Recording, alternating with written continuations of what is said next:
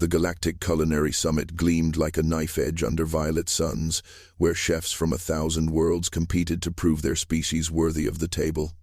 In the smallest prep station, a human father stirred rice with the patience of someone who had cooked through grief. But when the Sovereign Archon's daughter wandered into his kitchen and called his rice bland pellets, something shifted, because what he did next would prove that the most sophisticated dish in the universe is the one that makes a child ask for more. Before we dive in, let us know where you're watching from. And if stories like this move you, hit that subscribe button, because tomorrow's episode is even more unbelievable than this one. The Celestial Plates arena stretched across 3 kilometers of polished obsidian, its domed ceiling a living map of conquered cuisines. Flames leaped from stations carved into meteorite stone. Smoke curled in 9 colors, each carrying the scent of worlds humans would never see. The air hummed with languages that tasted like copper and honey, with laughter sharp as broken glass. 1,200 chefs moved in choreographed chaos, their blades singing against cutting boards made from the bones of ancient ships. This was the galactic culinary summit, where species earned their dignity one course at a time. Ryan Castellano stood at Station 47, the last in the human delegation's row. His prep area was half the size of the neighboring Krylaxian platform, his ingredients a fraction of their budget. No foam extractors, no molecular centrifuges, just a portable induction burner, 3 pans, and a wooden spoon worn smooth by years of use. His chef's coat, plain white cotton, looked dull beside the iridescent armor the others wore, but his hands moved with the economy of someone who had learned to cook with a toddler clinging to his leg. Around him, the galaxy's elite barely hid their contempt. A Vexorian master chef, all emerald scales and crystalline eyes, glanced at Ryan's station and clicked something that sounded like pity mixed with disgust. A cluster of pale nomads, their translucent bodies rippling with bioluminescent organs, whispered in frequencies that made Ryan's teeth ache.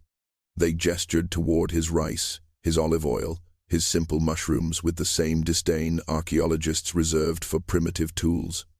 Earth had been granted a provisional seat at the summit 3 years ago. Provisional meaning temporary, meaning prove yourselves or vanish from galactic consideration. The other human chefs, scattered across the arena, had brought molecular gastronomy and avant-garde techniques, desperately trying to match alien sophistication. Ryan had brought the only thing he knew how to make anymore: comfort. The kind that fills a kitchen at 6 in the evening when a 5-year-old asks why mommy isn't coming home. He checked his mise en place. Arboreal rice, each grain pale as a prayer. Mushrooms, earthy and honest. Butter, stock, wine. Nothing exotic, nothing engineered, just ingredients that knew how to become more than themselves when given time and attention. Above the arena, projection screens flickered with the faces of judges. Sovereign Archon Valora presided from the central dais, her form draped in robes that shifted like oil on water. Her skin, a deep violet, shimmered with golden constellations that moved as she breathed. Beside her sat the High Council of Flavor, representatives from species who had earned their places through centuries of culinary dominance. Ryan did not look up. He had learned long ago that hope was a distraction.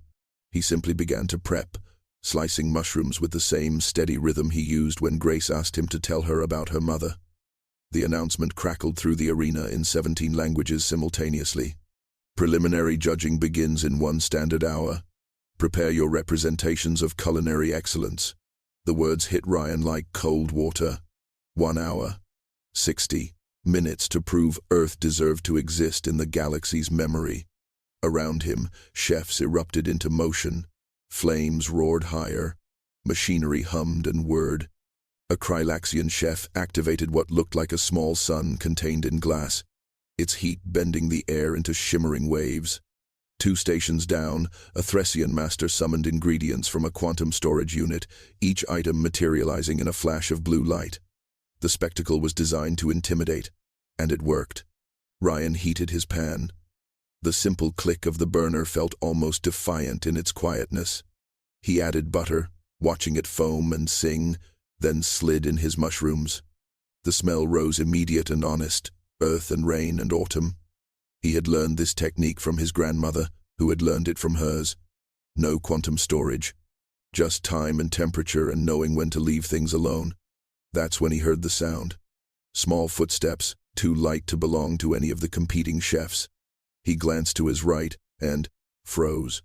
A child stood at the edge of his station, no taller than his hip. Her skin was the same deep violet as Sovereign Archon Valora's, but softer, still holding the luminescence of youth. Her eyes, massive and opalescent, reflected the arena's lights like twin moons. She wore a simple dress that shimmered with the same oil-slick quality as her mother's robes. She stared at his ingredients with the blunt curiosity only children possess. Her small hand reached toward the bowl of arborio rice, fingers hovering just above the grains. Ryan said nothing. He had learned with grace that sometimes silence was the kindest invitation. The child picked up a single grain of rice, holding it up to the light. She turned it between her fingers, examining it with scientific precision. Then she looked at Ryan, her expression shifting from curiosity to something that looked almost like pity. When she spoke, her voice carried the melodic quality of her species, but her words cut like glass. "Bland pellets," she said, dropping the grain back into the bowl. "This is what humans consider food."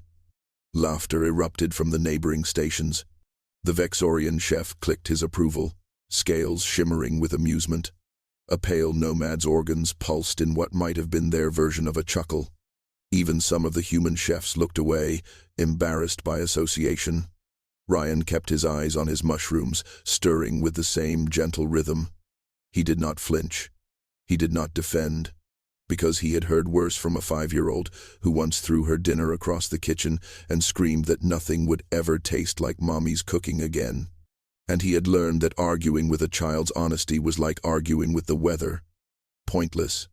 Patient redirection was the only answer. The child lingered, and Ryan noticed something the others had missed.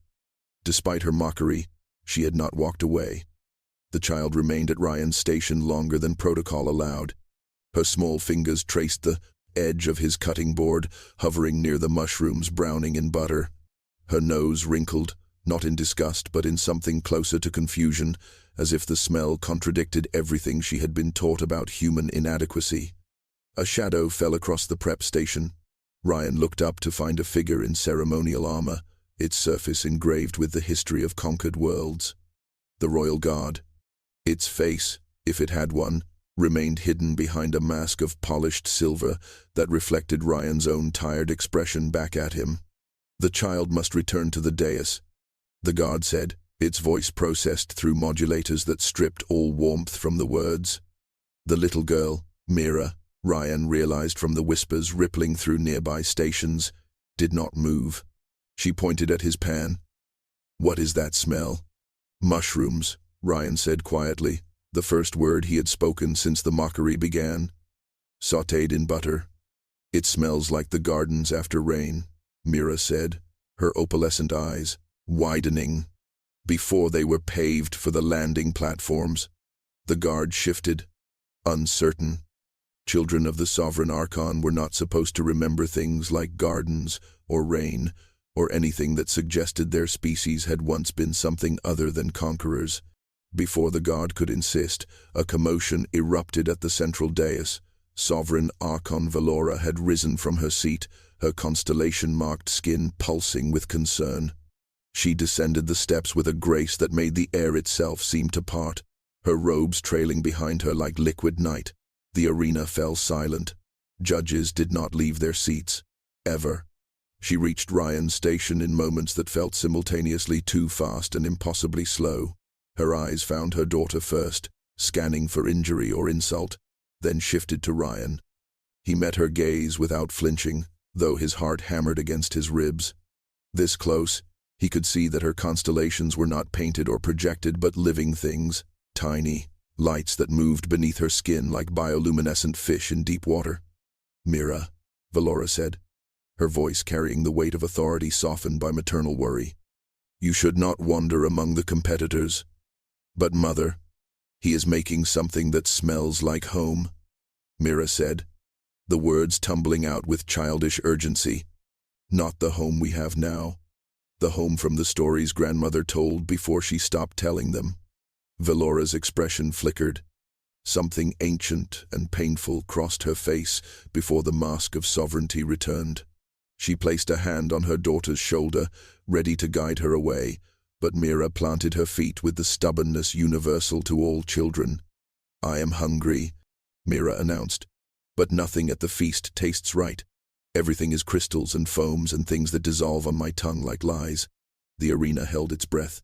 1,000 chefs watched as the Sovereign Archon's daughter rejected the galaxy's finest cuisine in favor of curiosity about human bland pellets. Velora's jaw tightened. When she spoke, her words were not to her daughter, but to Ryan, and they carried the weight of an empire's pride balanced on a knife edge. "Can you make my daughter eat?" The question hung in the air like smoke before a fire alarm. "Can you make my daughter eat?"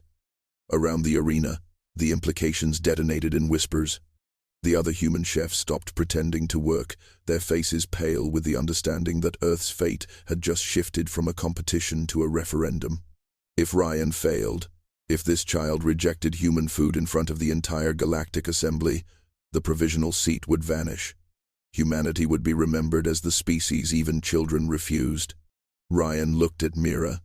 Really looked, not at her violet skin or opalescent eyes or the royal lineage that hung from her shoulders like weighted silk. He looked at the way her small hands fidgeted with the hem of her dress. At the shadows under her eyes that suggested sleep did not come easily. At the thinness of her wrists, the kind that came from pushing food around a plate rather than eating it. He had seen this before.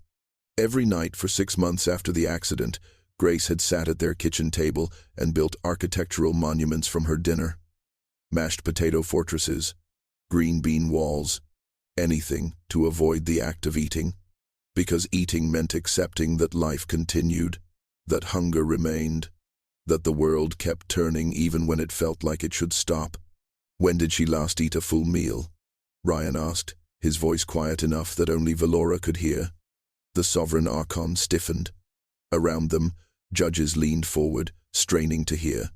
The question was intimate, almost intrusive, the kind of thing one did not ask royalty. But Ryan was not asking as a chef, addressing a dignitary. He was asking as a father, recognizing another parent's worry. Velora's constellations dimmed slightly. 12 days, she said, and the admission cost her something visible. She tastes everything, approves nothing. The royal physicians say there is no medical cause. There rarely is, Ryan said. He turned back to his station, mind already shifting through possibilities. The other chefs had tried to dazzle with technique and exotic ingredients. They had approached this as a competition to be won. But a child who would not eat was not a challenge to be conquered. It was a conversation to be had without words, through patience and understanding and the silent language of care. The head judge, a being composed entirely of crystallized sound waves, chimed in 17 harmonics. "This is irregular. The competition has protocols." "My daughter's health supersedes protocol," Velora said, her voice carrying the edge that had conquered star systems. She looked at Ryan with an expression that was not quite hope but something more fragile. "Possibility. You have 1 hour. If she finishes a full portion, Earth's seat becomes permanent. If she refuses, your species withdraws all culinary claims." Gasps rippled through the arena. This was not judging, this was gambling with civilizations. Ryan did not hesitate, did not calculate odds or consider consequences. He simply looked at the little girl who called rice bland pellets and saw his own daughter asking why nothing tasted right anymore. "I will need quiet," Ryan said, "and she stays with me while I cook." Velora's hand tightened on Mira's shoulder, maternal instinct warring with political necessity. Then, slowly, she released her grip. 1 hour, Velora repeated, and walked back to the dais alone. The arena transformed into a theater of silence. Cameras hovered closer, projection screens magnified Ryan's station until every gesture would be visible across star systems. Betting pools opened on 1,000 worlds. The spectacle was what they had come for. But Ryan shut it all out. He had learned this trick in hospital waiting rooms, in funeral homes filled with strangers, sympathy. In kitchens where a 5-year-old screamed grief into the walls. The world could roar. He could choose to hear only what mattered. He pulled over a small prep stool and patted it. You can sit here if you want, or stand, or wander, but if you wander, come back when I call. Mira climbed onto the stool without a word, her small legs swinging. She watched him with the intensity of someone trying to solve a puzzle. Ryan did not try to entertain her. He simply began to work. First, the stock. He had brought containers of it from Earth, made from bones he had simmered for 20 hours, vegetables roasted until their sugars caramelized into something deeper than sweetness. He poured it into a small pot and set it to warm, not boil. The scent rose gentle and inviting, filling the space around them like an invisible embrace. Mira's nose twitched. That smells like the broth grandmother made when I was sick. Ryan said nothing. He measured arborio rice, each grain a small moon of potential. He heated olive oil in his pan, added a whisper of butter, then the rice. The grains hissed as they hit heat, and he began to stir. Slow circles, steady rhythm, the kind of motion that could hypnotize if you let it. Why do you stir? Mira asked. So each grain knows it's not alone, Ryan said. So they heat evenly and release what they're holding inside. Rice holds things inside. Starch. It makes everything creamy later, but you have to coax it out with patience. Rushing just burns it. He toasted the rice until it smelled nutty and golden, then added wine. It sizzled, steam rising in a cloud that smelled like summer and promises. Mira leaned forward, watching the liquid disappear into the grains. Where does it go? The rice drinks it. Ryan said, then I give it more. A little at a time. You cannot flood it. You cannot starve it. Just enough, then wait, then more. He ladled stock into the pan. 1 scoop. Stirred until it absorbed. Another scoop. Stirred again. The motion was meditative, the kind of task that required presence, but not thought. Beside him, Mira's breathing slowed. Her legs stopped swinging. She watched the rice transform with the focus of someone witnessing magic that felt more like memory.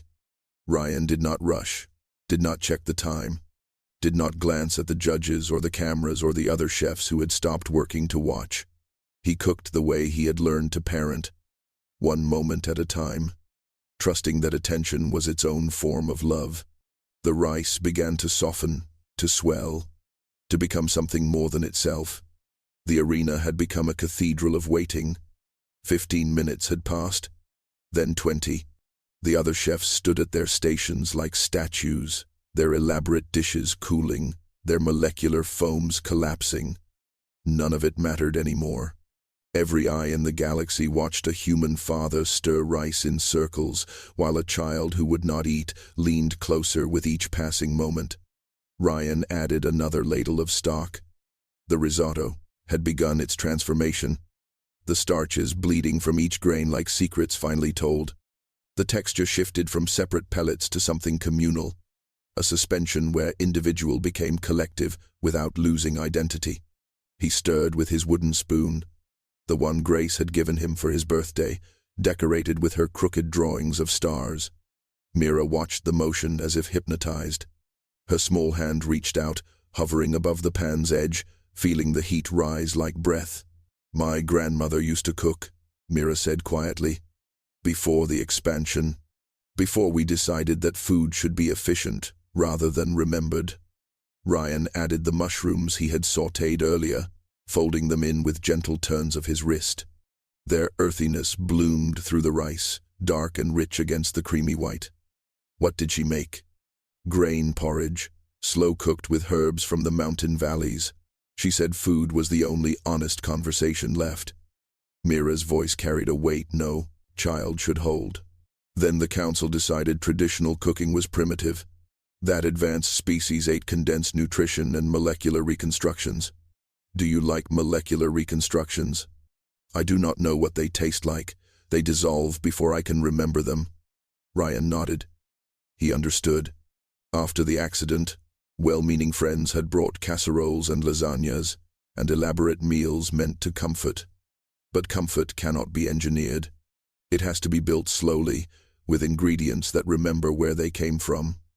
He added butter, cold from his cooler, cutting it into small pieces and stirring until it disappeared into silk.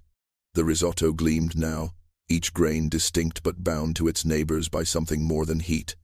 It moved in waves when he tilted the pan, neither liquid nor solid, but something in between. The texture, grace-cold, exactly right when she finally ate again, 6 months and 4 days after the funeral. Mira slid off her stool.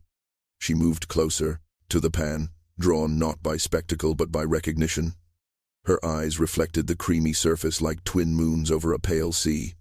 "It looks alive," she whispered. "It is," Ryan said. "Everything that grows is alive. Even after harvest, even after cooking, the life just changes form."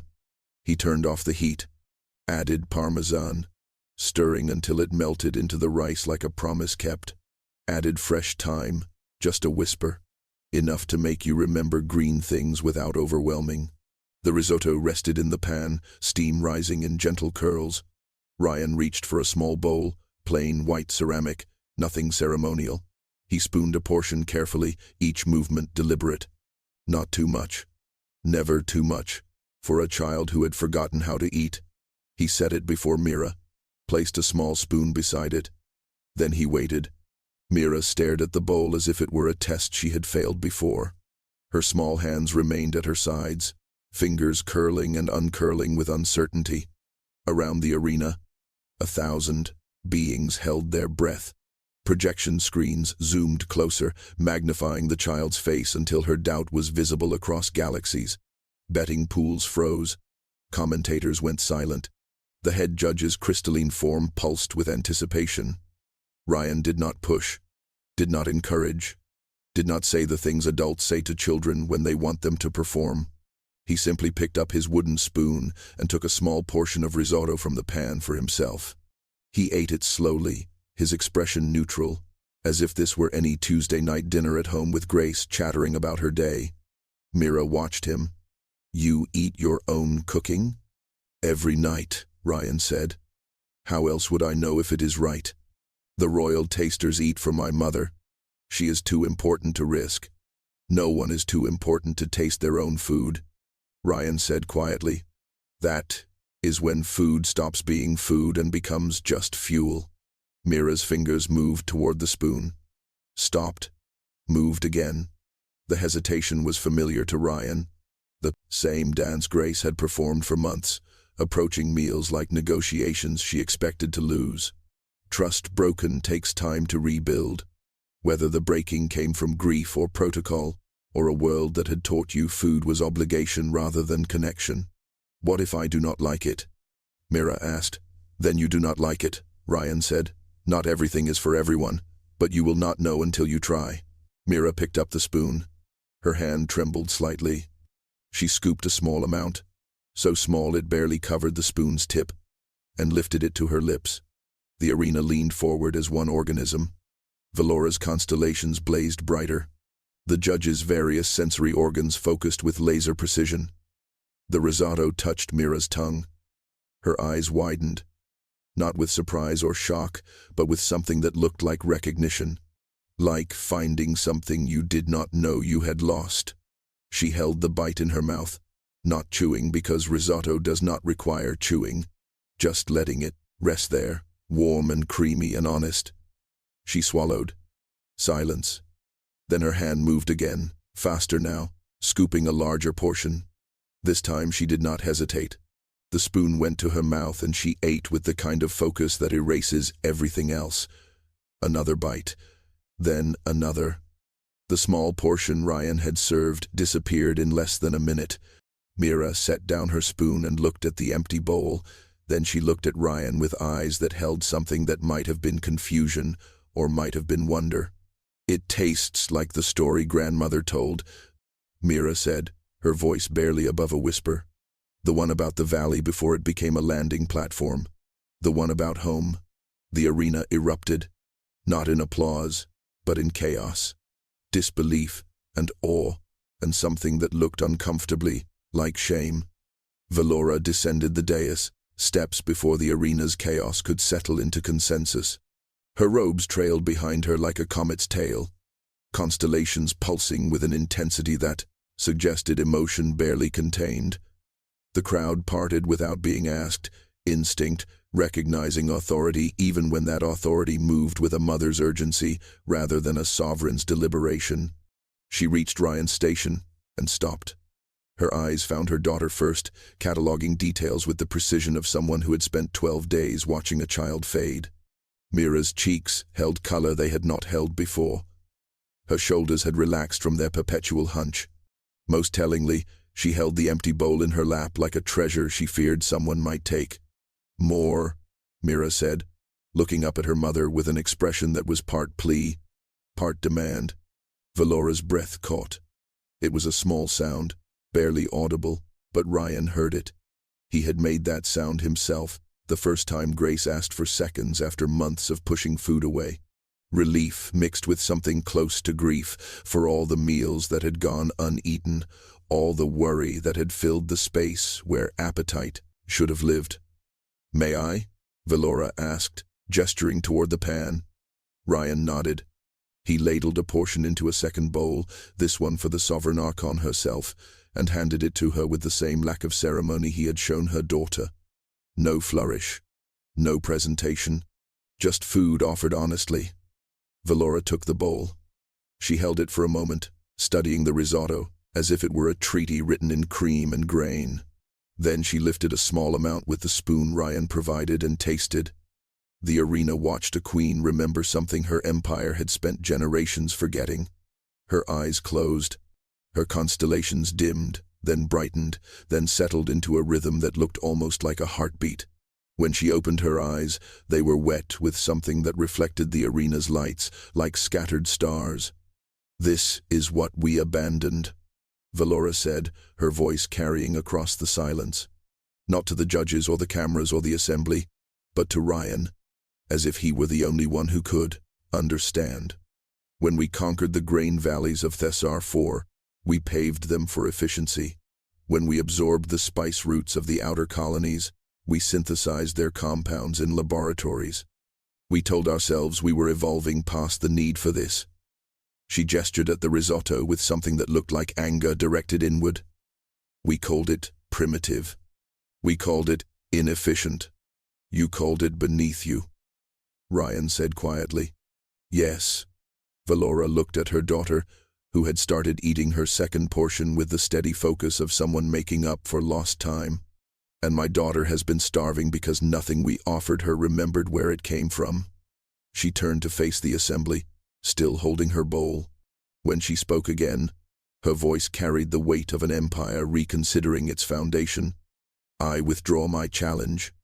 The head judge's crystalline form chimed in dissonance. "Sovereign Archon, the challenge cannot be withdrawn. The terms were set before the assembly. Earth's status will be determined by the outcome." "Then determine it," Valora said, setting her empty bowl on Ryan's prep station beside her daughter's. 2 empty bowls. A child who has not eaten in 12 days asking for thirds. What outcome could be clearer? Mira tugged at her mother's robes. "May I have more? Please." The please shattered something in the arena. Children of conquered worlds did not say please. Royalty did not say please. But a small girl who had rediscovered hunger said it with the unself-conscious honesty that only children possess, and the word carried more weight than any decree. Ryan ladled a third portion, smaller this time, mindful that a stomach unused to fullness should not be overwhelmed. Mira accepted it with both hands, cradling the bowl as if it were precious. She ate more slowly now, savoring rather than rushing, and that shift told Ryan everything he needed to know. She had moved past desperation into appreciation. The healing had begun. The Vexorian master chef who had mocked Ryan's ingredients approached the station. His emerald scales had lost their earlier shimmer of superiority. He studied the risotto with the clinical focus of someone reverse engineering a failure of understanding. "This is grain and fungus and fat," he said, confusion threading through his clicking speech. "Components we have synthesized and enhanced beyond primitive limitations. Why does hers taste of memory while ours tastes of nothing?" "Because you optimized the nutrition and forgot the story," Ryan said. A pale nomad drifted closer, her translucent organs pulsing with uncertainty. "Our molecular foams contain every compound present in traditional foods. Every vitamin, every mineral, every flavor molecule isolated and concentrated. But not the time," Ryan said. He gestured at his pan, at the wooden spoon worn smooth by years of use. "Not the patience, not the attention. You cannot synthesize the fact that someone stood here for 10 minutes, stirring, thinking about nothing except making sure each grain cooked evenly. You cannot replicate care." The judges convened in a tight cluster, their various forms of communication creating a symphony of clicks, chimes, and frequency shifts inaudible to human ears. The arena held its breath. Earth's fate balanced on the precipice between mockery and recognition, between dismissal and dignity. Finally, the head judge spoke. "The child ate. The terms are satisfied. But the council must address a larger question. If human primitive cooking succeeds where our advanced techniques fail, what does this say about our definition of advancement?" A Krylaxian elder, her carapace marked with the scars of 100 campaigns, rose from her seat. Her voice creaked with age and authority. "It says we have mistaken complexity for sophistication, efficiency for wisdom." She looked at Ryan with eyes that had witnessed empires rise and fall. "It says perhaps humans understand something we have, forgotten in our conquest of the stars. That food is love made visible," Valora said softly. The head judge's crystalline form pulsed once, a sound like a bell struck in a cathedral. "The Galactic Culinary Summit recognizes Earth's culinary traditions as worthy of permanent inclusion. Humanity's provisional status is hereby revoked. Welcome to the table." The arena erupted, not in celebration, but in something more complicated. Relief mixed with discomfort. Recognition threaded with shame. Species who had spent centuries defining advancement through complexity now confronted the possibility that they had been moving in the wrong direction. That somewhere between conquest and efficiency they had lost something essential. Ryan did not celebrate. He cleaned his station with the same methodical care he brought to everything, scraping the pan, wiping down surfaces, organizing his tools. Mira watched him from her stool, her third bowl finally empty, her small hands resting on her stomach, with contentment. "Will you teach me?" she asked. Ryan paused, dish towel in hand. "Teach you what?" "To cook like this.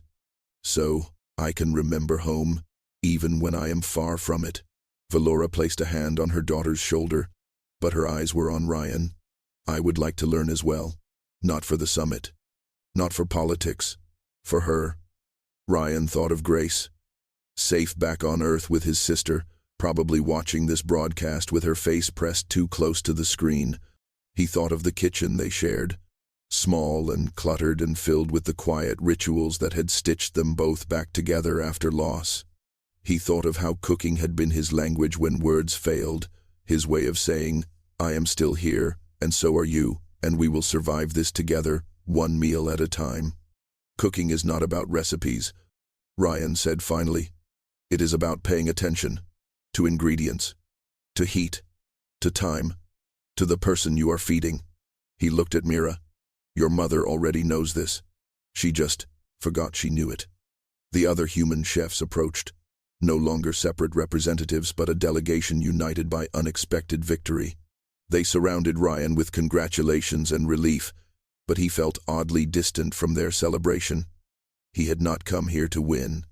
He had come because the organization needed a chef, and he needed the prize money to fix Grace's school tuition. Everything else had been accident and instinct.